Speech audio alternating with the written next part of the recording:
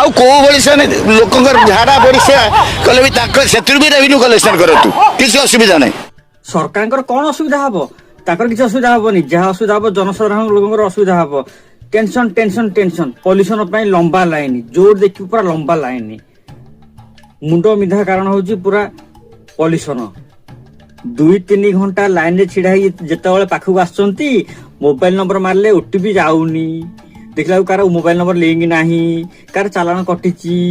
ସେଇ କାମଟା ଯଦି କରିବା ପୂର୍ବରୁ ଆଗତରା କହିଦେବା କଥା ଯେ ଭାଇ ନମ୍ବରଟା ଚେକ୍ କରିଦିଅନ୍ତୁ, ତମର କେତେ ଅଛି ପେଣ୍ଡିଙ୍ଗ ନା କଣ ଅଛି।